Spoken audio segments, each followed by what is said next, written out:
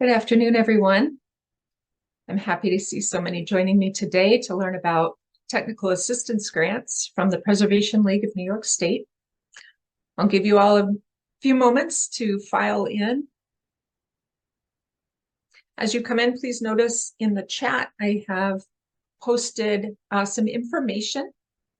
If you are an architect attending today, we're pleased to be offering one continuing education credit for architects offered through the New York State Education Department. The instructions are in the chat for how to claim your credit. You can contact me in the chat or via email. Please note that the League does not report to the New York State Education Department like AIA or other entities would. You will receive a certificate of completion for your own record keeping and for reporting procedures for maintaining your license. Again, that is for architects who are attending today who are seeking continuing ed credits.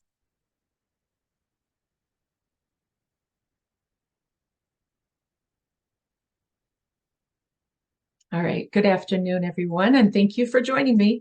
We'll be talking about the Technical Assistance Grant Program through the Preservation League of New York State. My name is Jana Rudler. I'm the Grants and Technical Services Manager for the Preservation League of New York State. Today, we're going to be going over how to apply for a technical assistance grant. We'll talk about eligibility guidelines, project guidelines, application guidelines, and I will entertain your questions.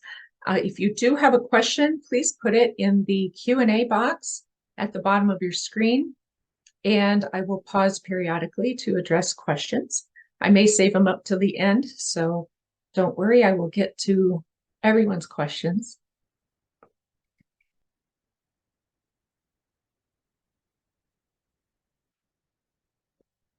If you're not familiar with the Preservation League of New York State, we are the statewide nonprofit organization working for historic preservation. Since 1974, we've been helping communities save their historic resources and offering assistance to individuals, organizations, and municipalities.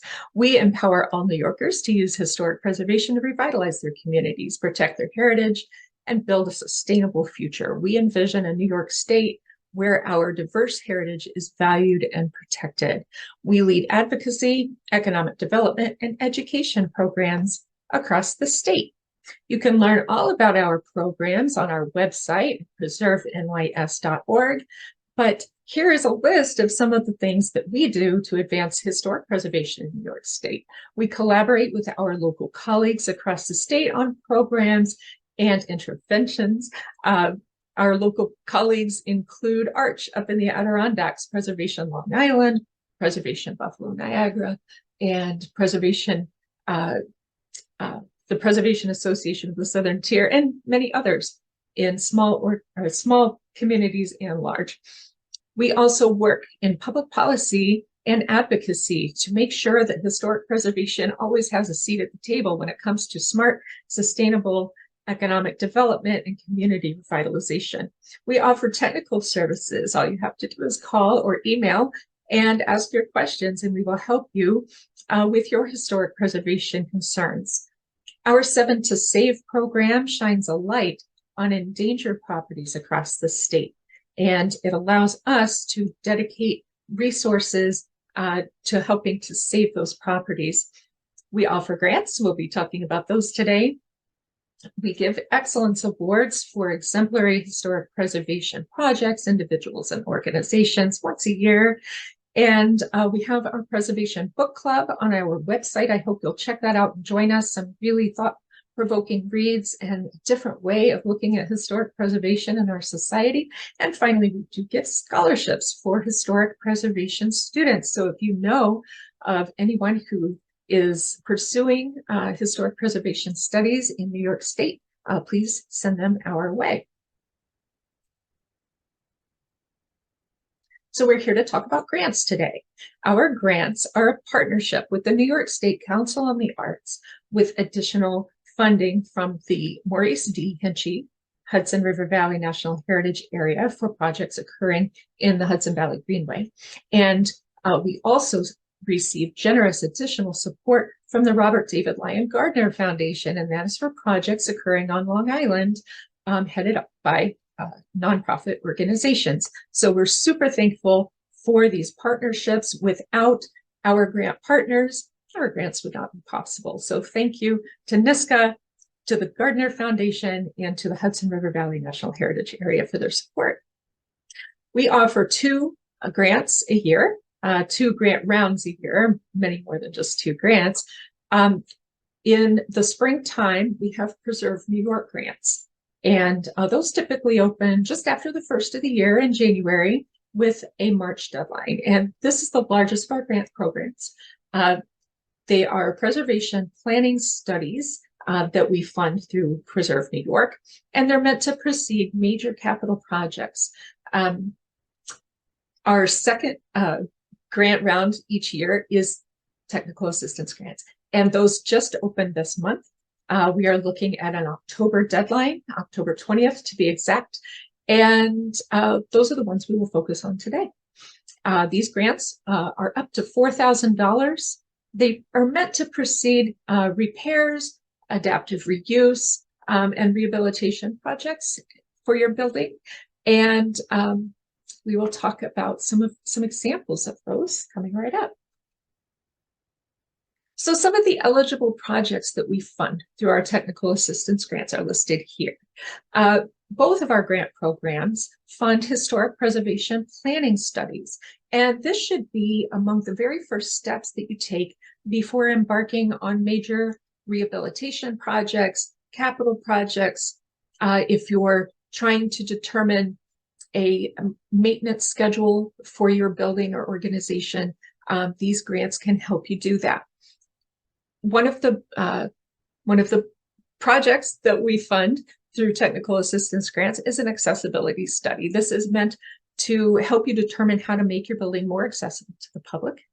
Limited condition assessments. Now, these are a look at specific condition issues with your building, whether it be your windows, your roof, the exterior envelope of your building, or aspects of the interior.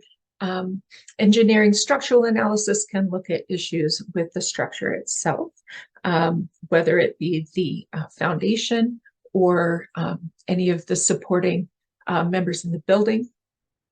Feasibility reuse study can be particularly helpful if you've got a building or a space within your building that you would like to adapt and reuse to help you meet your mission.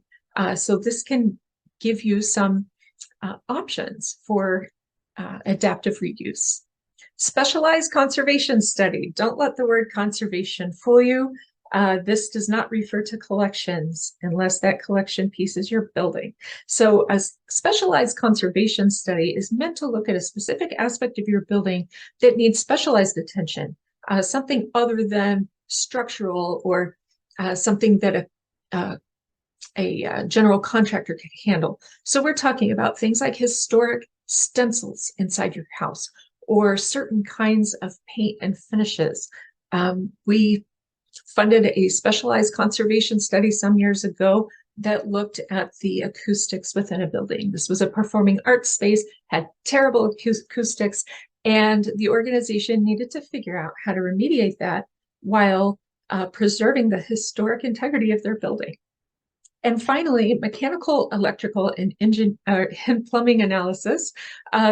This can include a lot of things in the mechanics of your building. So if you're looking to upgrade your HVAC system and you want to get options, this is a good way to go. If you want to look at energy efficient options for heating and cooling your buildings, even solar, geothermal, this study can help you identify your options there.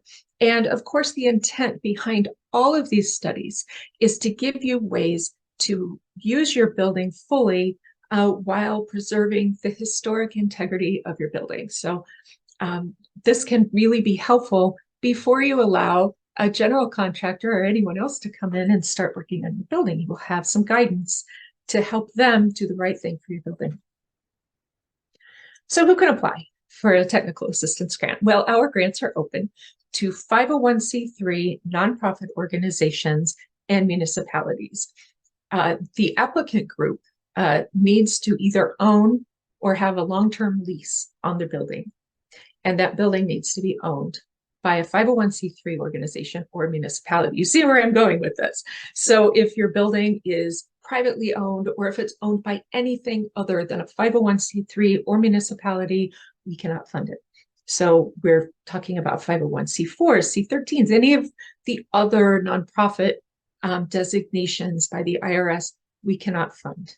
It's got to be one of these. So keep that in mind, please. We also cannot fund religious organizations, unfortunately, but there are grants out there for churches and congregations. So if you have questions about that, I can help steer you in the right direction. For a technical assistance grant, your building needs to have an arts or cultural purpose. So we're looking at museums and galleries and spaces that are used for community arts and culture events. These buildings need to be accessible to the public and need to be open a reasonable amount of time to allow the public to access them, and need to be used actively in an arts and cultural manner. Our grants, our technical assistance grants, top out at $4,000 for a maximum $5,000 project, more or less. Costs are going up, and we recognize that. We have the same amount of money to give as we do in any year, but some of these projects are starting to creep up just over $5,000. If that's the case, that's okay. However, you need to keep in mind that the applicant needs to come up with at least a 20% cash match. So what this means is that we will fund up to $4,000 for your project. And if your consultant comes back with a fee that is $5,000 or a little over, then keep in mind that your organization is responsible for a 20% match of that project cost. So it could be 20% or it could be a little bit more. So keep that in mind. So let's look at some examples of projects that we funded through technical assistance grants. Last year, we awarded a TAG grant to, doggone it. So we awarded a TAG grant for an accessibility study, $4,000 to make this building more accessible to the public. You can see some issues, can't you, with the building, the steps up the front, the really limited space for getting into the restroom there.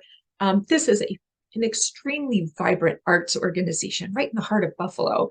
And the place is just alive with people all the time doing art projects and preparing for exhibits. It's a wonderful space. They want to make sure that it's as accessible as possible. And when you're dealing with a historic building, it's a lot easier said than done. So they've hired a preservation architect to come in and come up with a reasonable solution to making their building more accessible to the public. All right, so here's an example of an engineering structural analysis. It's a bit of an odd example, I suppose. When you think of structure, you might think of the foundation of a building or the beams and timbers in a building. In this case, they were looking very specifically at the bell tower. The bell in this building weighs hundreds of pounds. The building is old, obviously. It's a historic building. And the Committee to Save the Bird Homestead was concerned that perhaps the structure was not quite strong enough to hold that heavy bell anymore, and they don't want it falling out. So this engineering structural analysis focused just on bell tower and to find solutions for shoring it up and making it strong to hold the bell. I have a question. Let's pause for a question. So the question is, can the grant be used to support the report identifying assets in an application to create a historic district? Oh, that's a good question. So historic districts, that would be the subject of a Preserve New York grant. So in springtime, when Preserve New York rolls around, might want to look into those. We do fund cultural resource surveys with the intent sometimes of creating a historic district. So that's a good question. That would be our Preserve New York grants. Thank you. All right. a good example of a specialized conservation study that we funded. This is the Dorothy Reister House and Studio, and this is an artist's home and studio located in Madison County. And they sought a TAG grant for a study of the paint finishes in inside and outside this house. This house was designed and painted by the artist, and there are many different paint finishes and stains throughout the house, and they want to make sure that they're preserving these paint finishes the best way possible, using the proper kinds of paints to touch them up, making sure that they're using the proper colors, and making sure they're protecting these surfaces. So specialized conservation study through TAG grant is able to help them identify options for preserving the paint finishes in this house. So here's a good example of a mechanical, electrical, and plumbing study funded through our technical assistance grants. The Hudson-Athens Lighthouse Preservation Society was looking to update the electric out on their lighthouse in the Hudson River. So the electric service, as you can see in the pictures here, is pretty antiquated. It was from the 1930s. They had an electric cable running along the bottom of the river out to the lighthouse that was in danger of being severed. And they wanted to make sure that they could maintain the beautiful lights on this building that people have come to enjoy at holiday time, but also to be able to power this building for visitors and maintenance. So they're looking specifically to add solar to their lighthouse. And this is going to take a lot of planning. So this is a preservation planning study for updating the electric at the Hudson-Athens Lighthouse and possibly going solar. So you might wonder what a little $4,000 grant can do for your organization and can do in the grand scheme of things when you're looking at capital projects and all the work that comes with maintaining and adaptively reusing a historic building. Well, one of the great things about technical assistance grants is that they can jumpstart a project in a very big way. A technical assistance grant results in a planning study that you can then use to leverage funds for your overall project. A preservation planning study shows funders that you have a solid plan, a sound plan behind the work that you want to have done to your building. You've had a professional preservation architect or engineer come in and help you decide exactly what needs to happen in exactly what order to make sure that your building is serving its highest and best use. So here's a great example of how one grant can build upon another to create big funding for a project. This is the Rare Center for Immigrant Culture and History, and this is located in Kingston. Now, back in 2010, the organization that owned this historic Jewish bakery applied for a Preserve New York grant for a historic structure report of their building. A historic structure report is an overall condition report of the building, inside and out, top to bottom, along with historic research to determine the architectural history and the history of ownership and uses of the building over time. Now, this building had been, as I mentioned, a Jewish bakery for many years. The family lived in the upper floors, and the organization that owned this building knew that this should become a museum. They just weren't sure how to do it. They were at the very beginning stages of envisioning the future for this building. So flash forward 10 years or so, and the Rare Center had been established as a 501c3 nonprofit organization. They'd taken possession of the building, and they were ready for an update to their historic structure report. Oftentimes, these reports need to be updated every 10 years or so as the condition of the building changes or as new research is uncovered about the uses of the building. So they received a Preserve New York grant in 2021.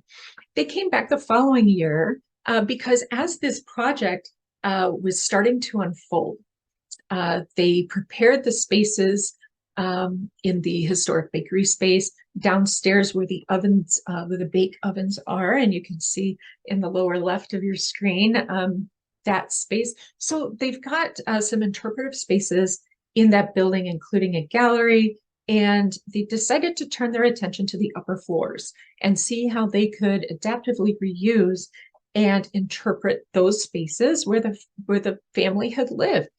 So the upper floors are not in that great a condition.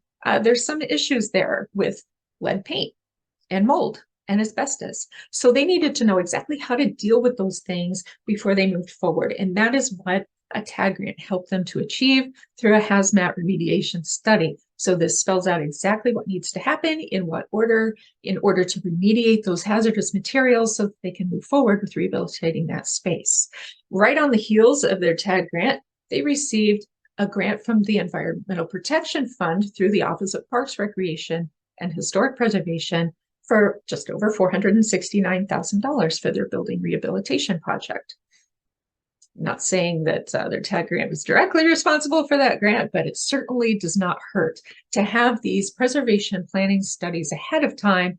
And then when you go to apply through the CFA for state funds, they can see that you've got a sound project plan and that you are a good investment for their funds. Another good example of how our grants can build upon one another over the years is from the Seward House Museum in Cuyahoga County. Now, it's hard to tell from these photographs, but this is a museum that sits right in the heart of Auburn, right in the middle of the city.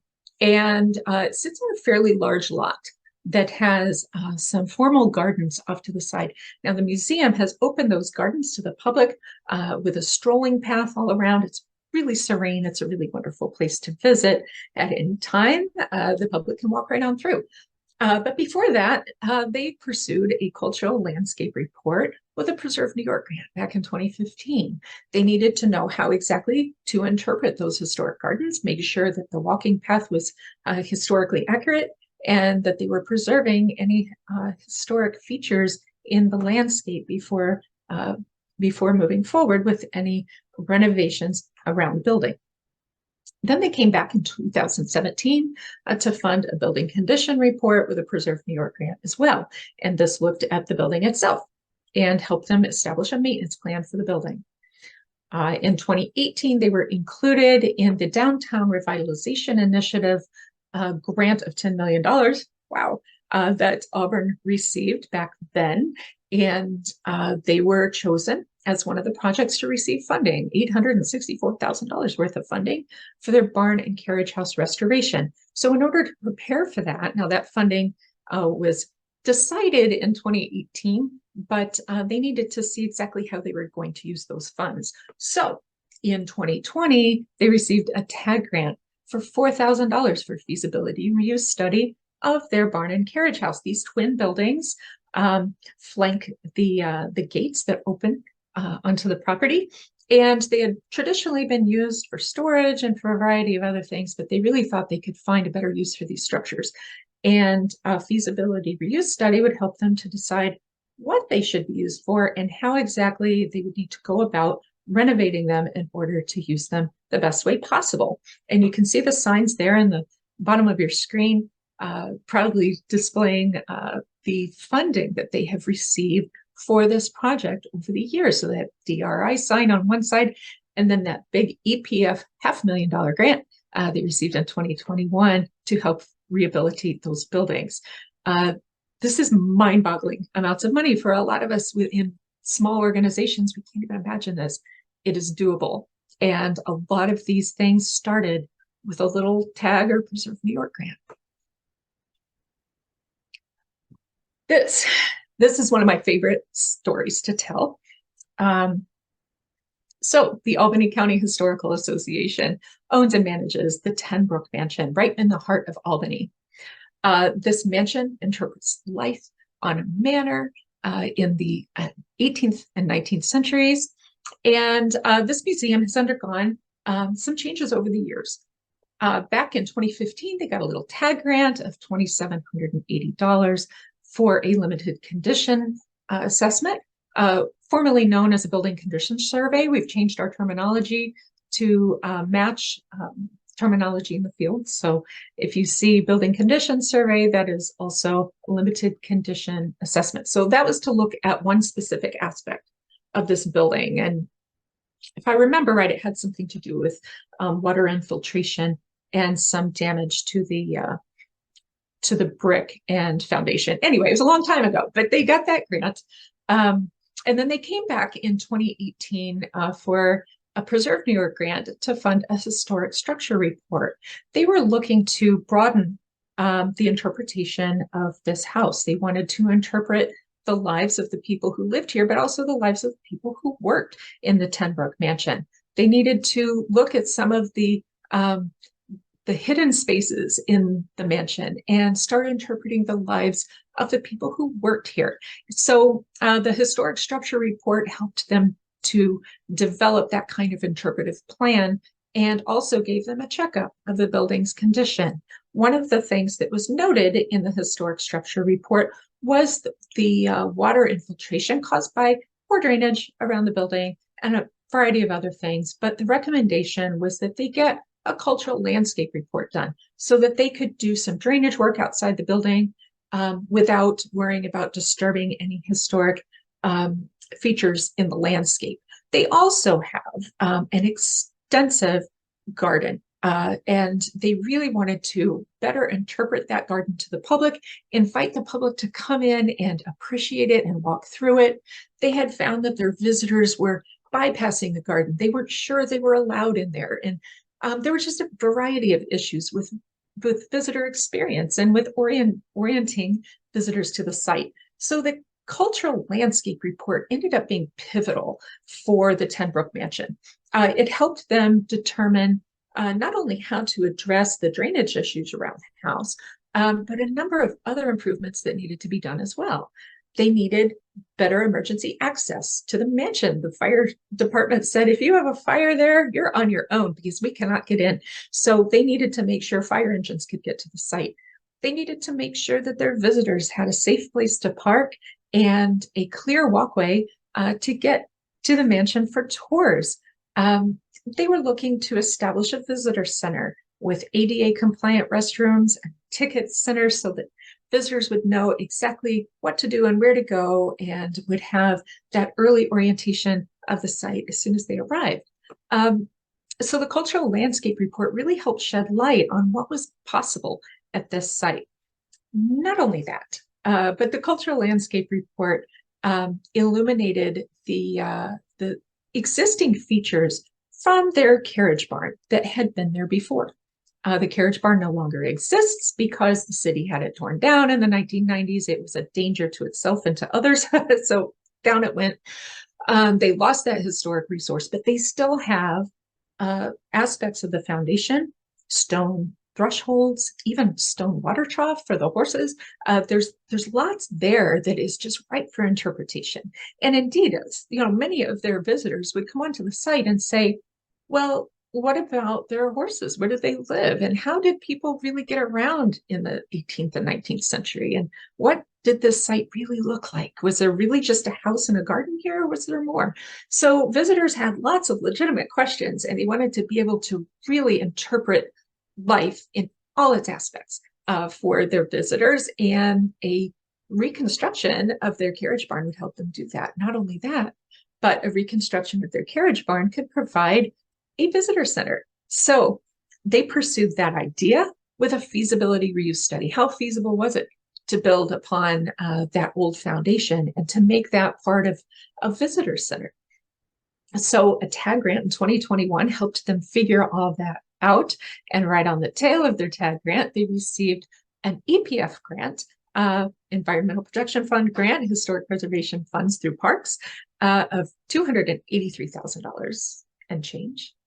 For their stabilization and accessibility projects. So these grants all just fed upon one another with recommendations for further work and to take an overall look at this site and interpret all aspects of life and include improvements to visitor experience, everything. So it's a It's a huge big deal for Tenbrook Mansion, and I can't wait to see what the future holds for them. So in 2022, they received some ARPA funds from the city of Albany too, to help with this project for grounds improvements, safety access, and parking. So things are on the up and up there.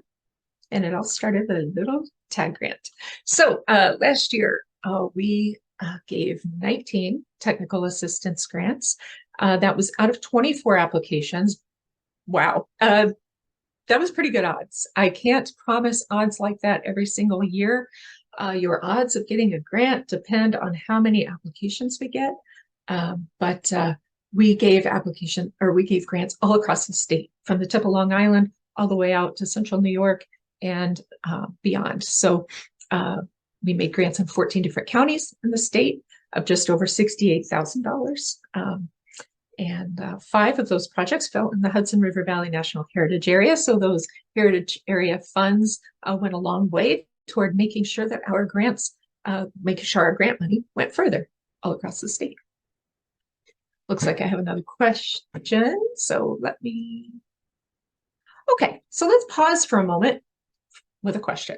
If we're looking to get an engineering structural analysis performed, would we have to select an engineer from a list or find one ourselves? And would that engineer have to be set in stone at the time of the application? That's a great question. So the Preservation League of New York State provides a list of consultants to pre-applicants. So when you fill out your pre-application online, and it's just a simple form to let us know what you're thinking about applying for, we will send you back the consultant list. And it is never too early to start talking about your project with a potential consultant. So you are not required to choose from that list, but it can really help you find the right consultant for your job. As far as the engineer having to be secured at the time of the application, it's preferable that you have your engineer chosen when you apply, because we will need some things from your engineer for the application, such as their scope of work, their schedule of fees, and their resume. So yes, you should have your engineer chosen at the time of application.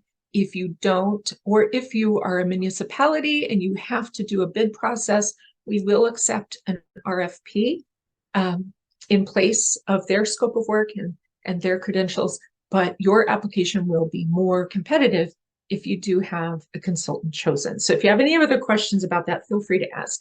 It's a really common question, and I'm glad you asked.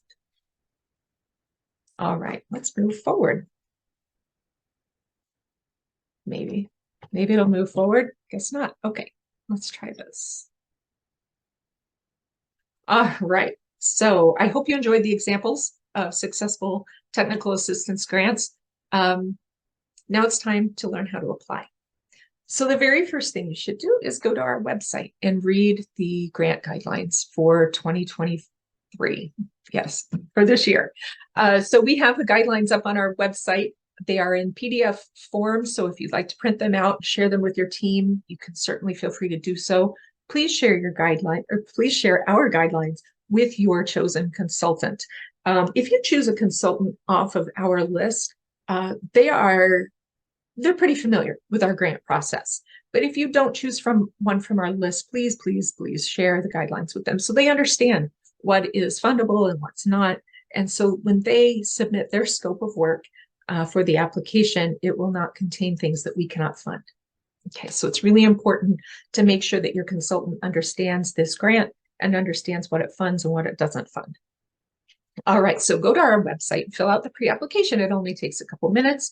What this does is it establishes your eligibility to apply and the eligibility of your project and the eligibility of your building. So once I take a look at that pre-application and determine that, yep, everything is good and eligible, I will send you back a link to the full application along with the consultant list. And the link to your full application, it is done completely online.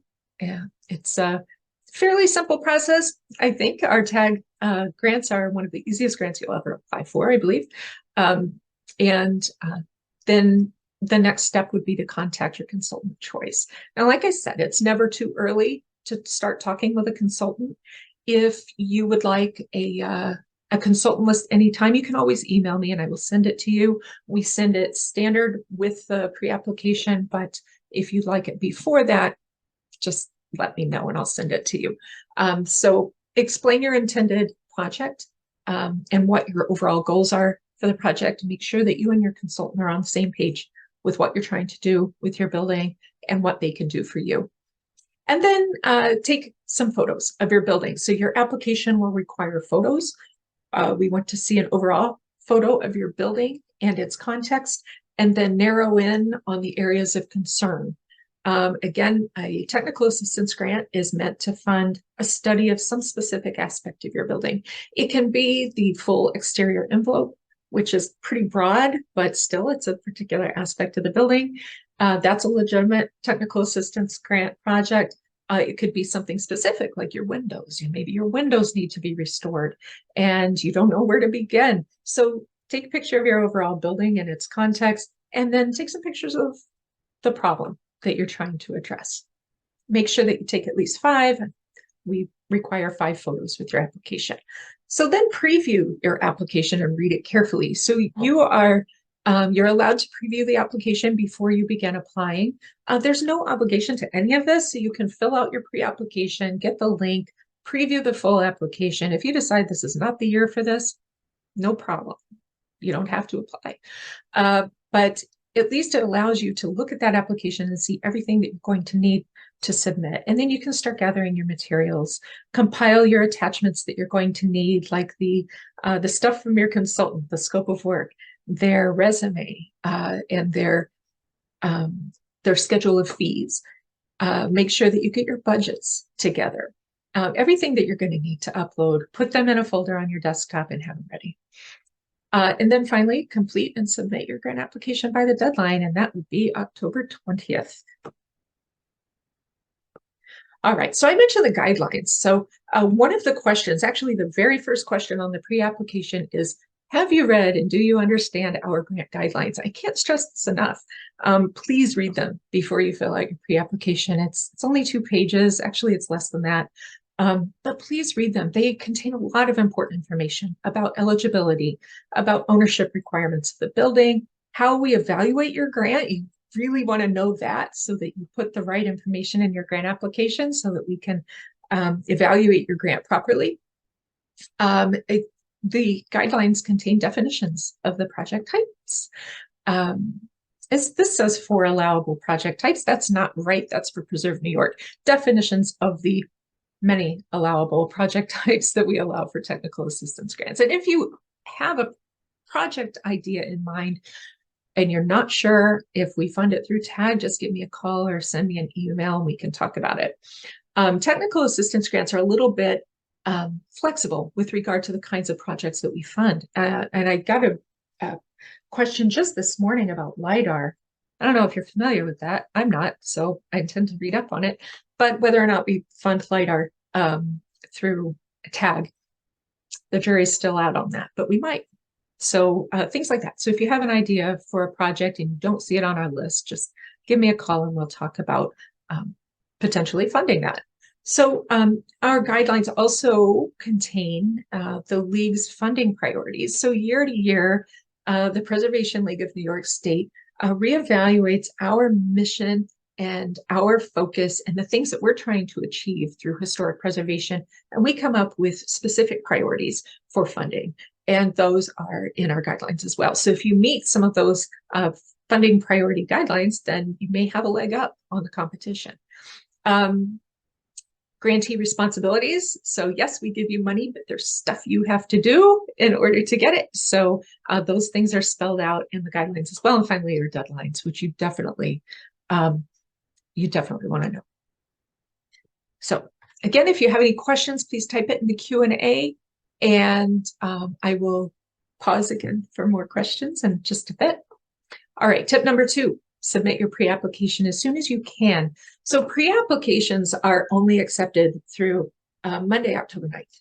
And after that, too late. So we don't want any last minute applications. Those tend to not be well put together and they tend to not be that competitive. So please Submit your pre-application as soon as you possibly can. Again, there's no obligation. If you decide not to apply after all, it's no big deal. But this will get you all the materials you need to make an informed decision about whether to apply or not. All right.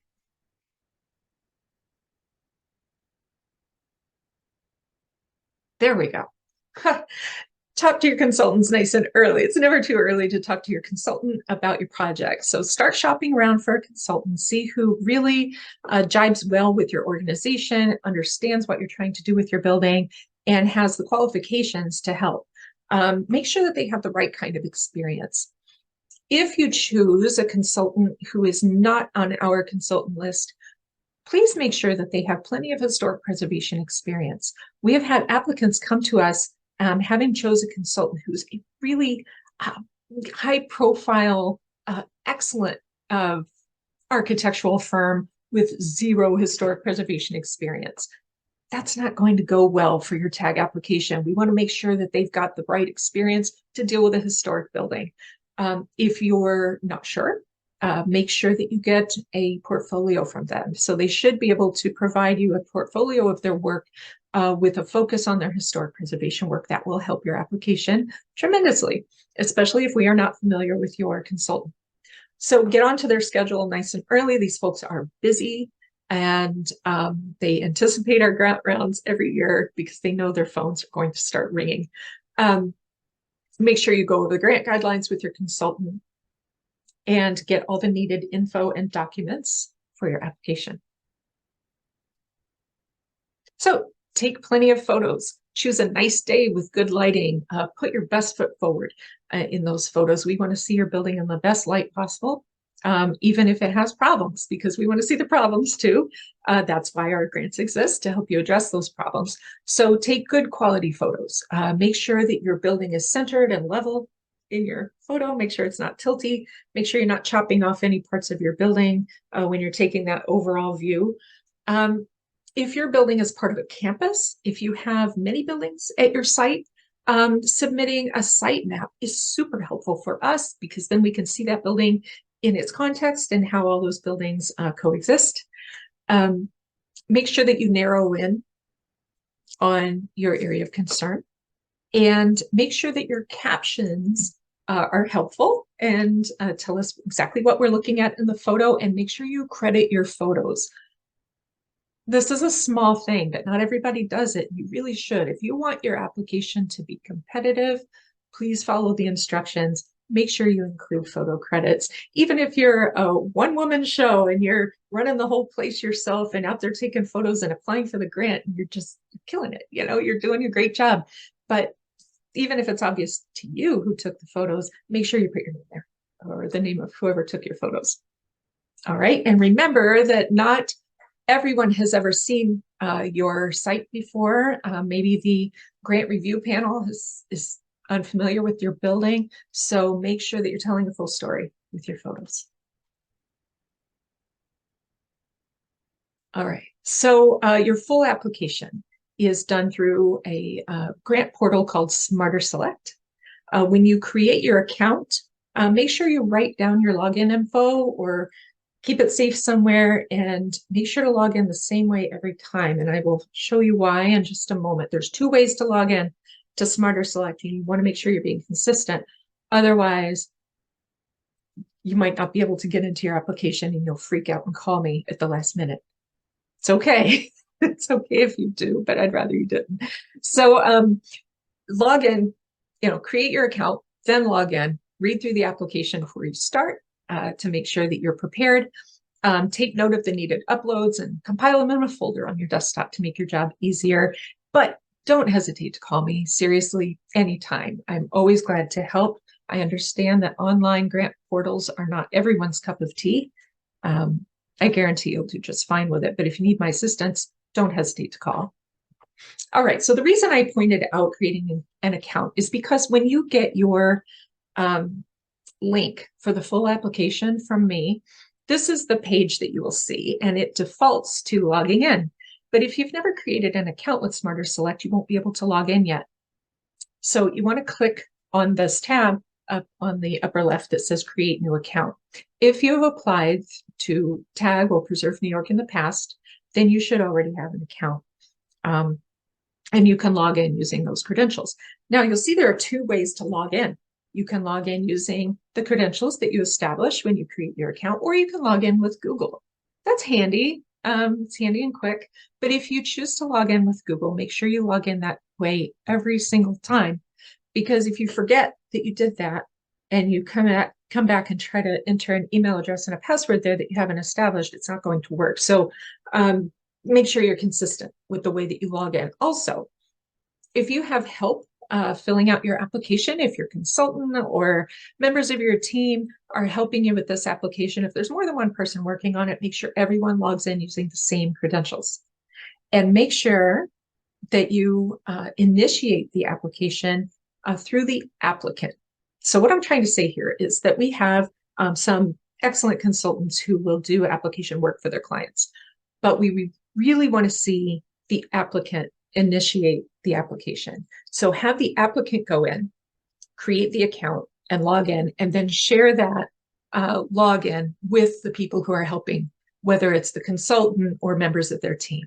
The reason for this is that consultants often are working on applications for multiple organizations at once, or they'll apply for your organization one year and another one another year. Unfortunately, once they create an account themselves, it creates some confusion as they work on different applications over time.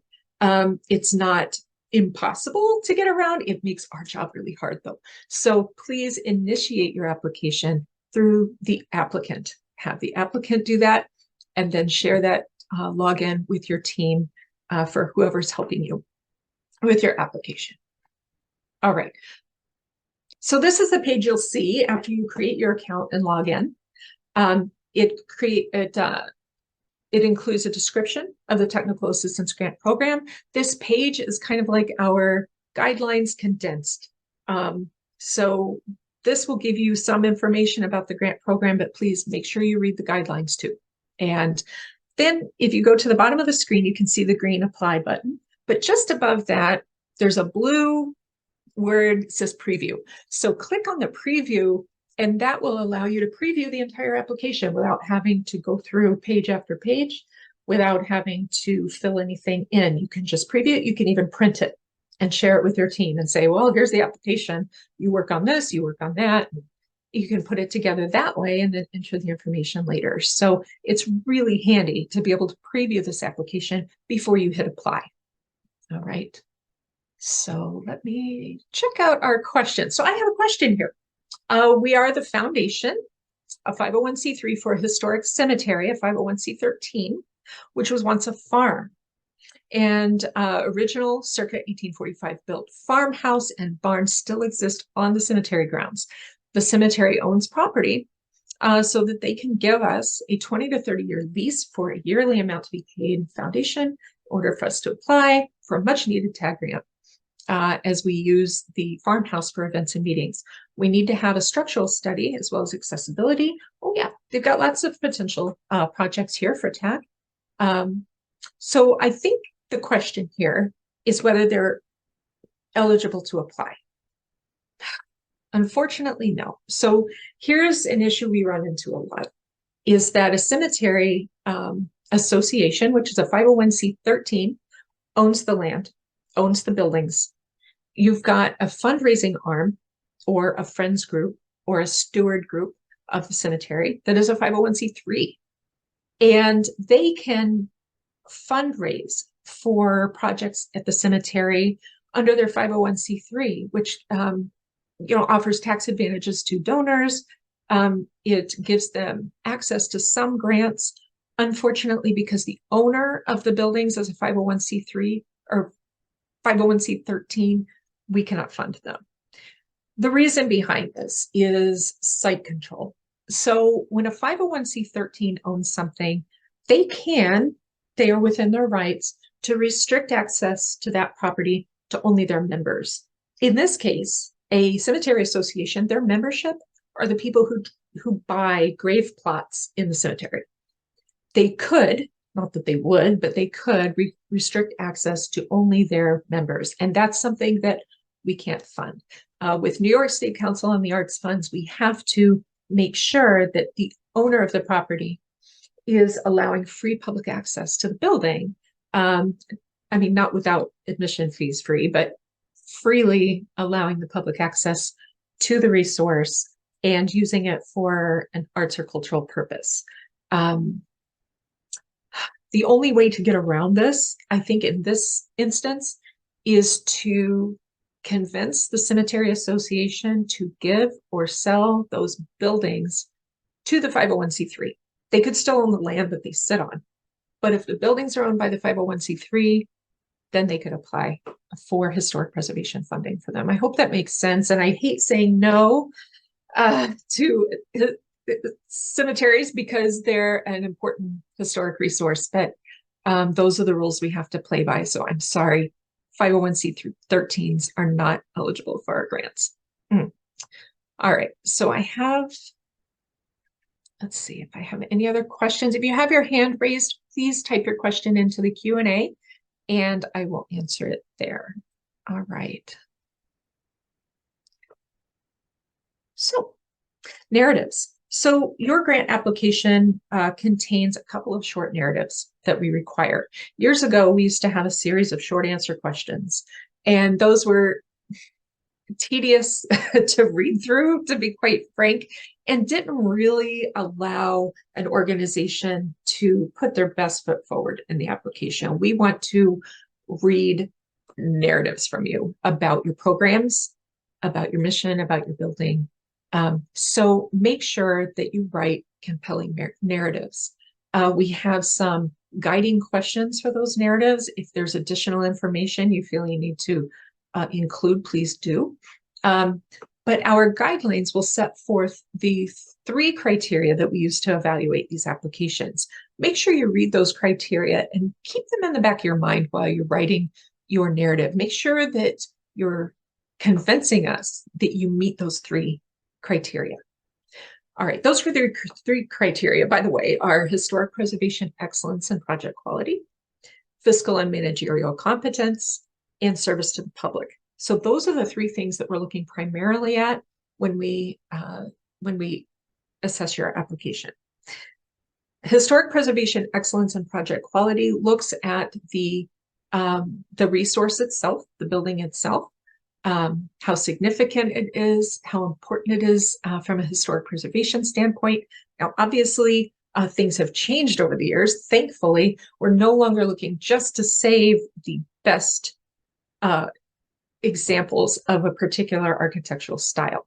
We're looking at what kind of stories can that building tell? How are you using it to meet your mission? How significant is it to the community? There are lots of things that you can address here, but we're looking at that. We're looking at your choice of consultant. If your consultant is all wrong for your project, you're going to score low in project quality. We want to make sure your consultant is a good match for your project. Fiscal and managerial competence is looking at the applicant organization and how likely they are to see this project through. What kind of track record do they have with grants?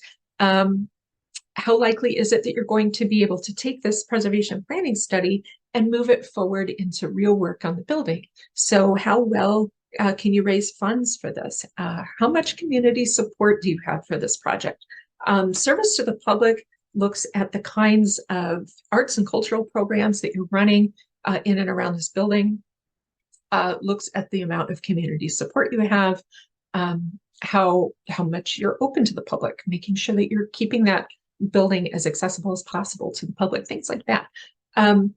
We want to know about your programs. So even though this is a historic preservation grant and we're looking at preserving the building, because your building needs to have an arts and cultural focus, we want to know what kind of arts and cultural programs that you're running.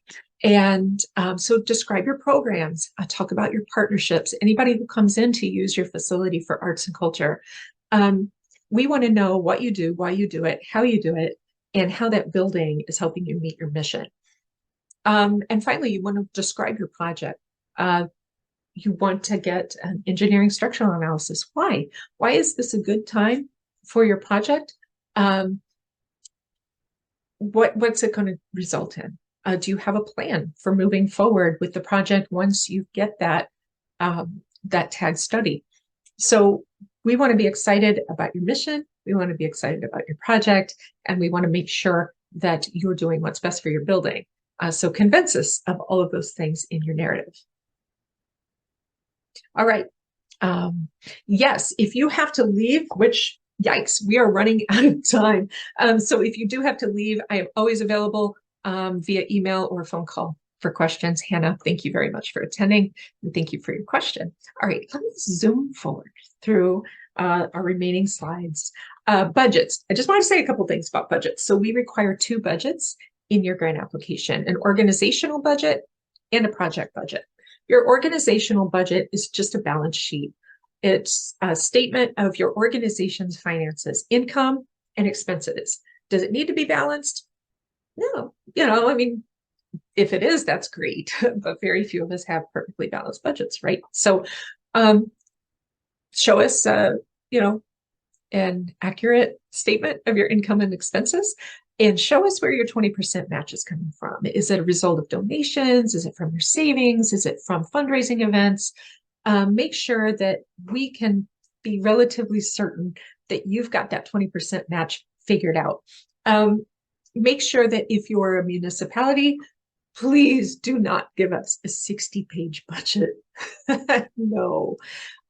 So we're looking for a municipality. We're looking for a 1-page summary of income and expenses for the department that's going to be in charge of overseeing this grant application, whether it's your parks department or the your historian's office or whatever it is. If you're a municipality, just give us that information. Where's that grant money going to go, and who's going to manage it? And, where's that 20% match coming from? It might come from another department if you're a municipality, but just tell us, where's it coming from? So that is your organizational budget. Pretty simple. Every grant application requires one. Okay, so your project budget, this is simple. This is not nearly as hard as it sounds. When we say project, we're looking at your TAG project, that preservation planning study only. We're not looking at all the work to follow for capital projects or repairs or anything like that. So you probably don't even know what your repairs are going to cost yet, because that's part of the point of your TAG study, is to figure out what it's going to cost you to do the repairs or rehabilitations for your building. So your project budget is simply the expenses, and that is the amount of money you're going to pay your consultant to produce that report or survey. And when you're putting together your project budget, you're going to need some things from your consultant, such as a clear breakdown of their project tasks, deliverables, and totals. We want to see their hourly rates, who from their team is working on it. Sometimes in a firm, you've got several people working on this project. They all have different hourly rates. We want to see all that spelled out. We want to make sure that this project is well thought out in terms of what it's going to cost. And we want to make sure that the budget makes sense. Income would be your TAG request, your 20% match at least, and any other funding sources for this project. So if it ends up being a $7,500 project and we are providing $4,000, then you want to show how you're going to make up the rest. Maybe you've got a match that's 20% and then other funds as well. So make sure that you're showing us where all that's coming from. All right, last but not least, support letters. Support letters are optional for all of our grant applications. Sometimes we get them, sometimes we don't. Should you include support letters? Well, probably. Even though they're optional. The reason they're optional is because we don't want garbage support letters. We don't want everybody freaking out and saying, I have to have support letters, and giving us a bunch of form letters that all say the same thing, just signed by different people. We want well thought out, real support letters. Where support letters tend to make the most difference is if you're looking at adaptive reuse of a building. It doesn't yet have an arts or cultural purpose, but that is your goal. So you're applying to TAG, you're saying, look, it will have an arts and cultural purpose when we're done with it, if all goes well, and if this study says that, yes, it's possible and all that. We want to see letters of support from your potential partners in this project. So who's going to use this facility? A good example is a community center. Say you want to turn an old church into a community center, and you say, our town needs a community center. We're going to do this thing, and everybody's going to love it. And we're going to have art exhibits and concerts and all kinds of things. Who is going to come in and do the art exhibits? And who's going to perform concerts? And who's going to use your facility in its community way, right? Get letters of commitment from people. Letters of support are great. Letters of commitment are even better. So if you've got potential partners who say, yes, yes, we want to use that community center for our art class, or whatever it is, please get those letters. They mean a lot, especially when the resource is not yet being used for an arts and cultural purpose. All right, so please gather support letters. We see support letters all the time from officials, from the town, from the village, from your assembly person, from a senator even. Those are great, but what we really want to see are those local ones. We want to see your neighbors, the people who come to your events, the people who might come to your events, your supporters and your donors. Hit them up for support letters, and your volunteers. So we don't really want to see support letters from your staff or your board, because that's kind of, of course they support it. But your volunteers, they help you every day. So most people are glad to be asked for a support letter. And some of my very favorite ones are from friends and neighbors who say, I've loved this organization forever. I can't wait to see what they do. Please get those letters of support. Yes, it's optional, but yes, you should still do it. All right, so that's it in a nutshell. It looks like we are way out of time. If you have any additional questions, please type them in the Q&A, or you can call me, or you can email me. So I'm always happy to answer your questions, discuss your projects. This presentation, yes, will be available later on our YouTube page for on-demand viewing. So you can share it with all your friends, have a viewing party if you'd like. Yes, and I will follow up with an email to everyone here with that link. All right, thank you so much. Please get your pre-applications in soon. I have a series of in-person grant writing workshops coming up. One in Norwich, a couple on Long Island, and maybe one up in the North Country if I can get them to call me back. So, we're getting out in the field finally again after a very long time. I can't wait to see you. Please come to these workshops, and I hope to see you soon. Thank you very much, everyone.